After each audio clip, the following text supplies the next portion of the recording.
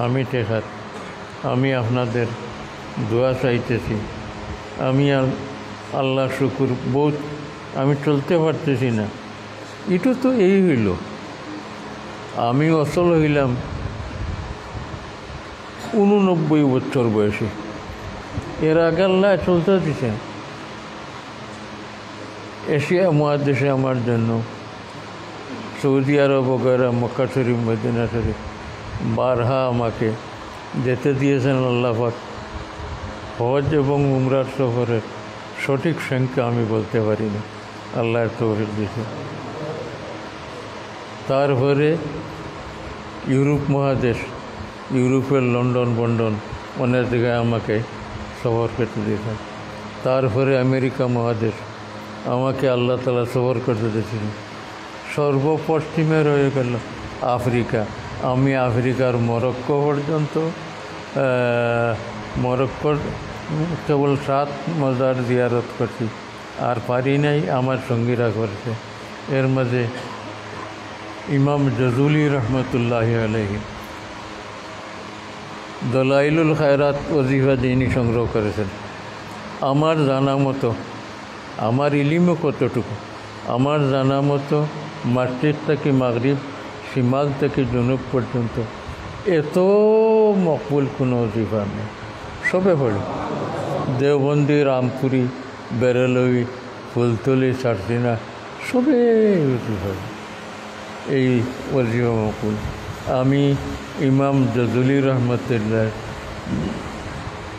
কিনারায় বসে ওজিফা খতম করেছি। উনার ওসিলা লয়ে আল্লাহর কাছে দোয়া মুক্তম করে। তো এরপরে আল্লাহ যদি আমাকে মন করে ফেলেন, কি আল্লাহর উপরে নারাজ হবো আমি? না, নারাজ হওয়া তো না। এই 7 মহাদেশ চলতে দিলেন যে আল্লাহ, তার উপরে নারাজ হওয়া যায়? চলা বন্ধ করলে আমি খুশ।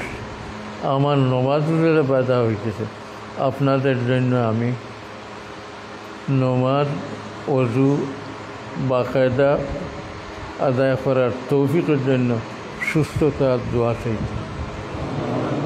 আপনাদের দোয়া কবুল হবে কেবল কারণ আপনারা হাদিসে রাসূলুল্লাহর তালেব হয়ে দূর দূর থেকে এসেছেন। আপনাদের তলব সাদিক, ইখলাসের তলব, আর কিছু কেউ 5টা টাকাও আপনাদেরকে দিবে না, রাসূলুল্লাহর হাদিস শরীফের জন্য। আপনাদের দোয়া কবুল হবে, আমার জন্য দোয়া করবেন।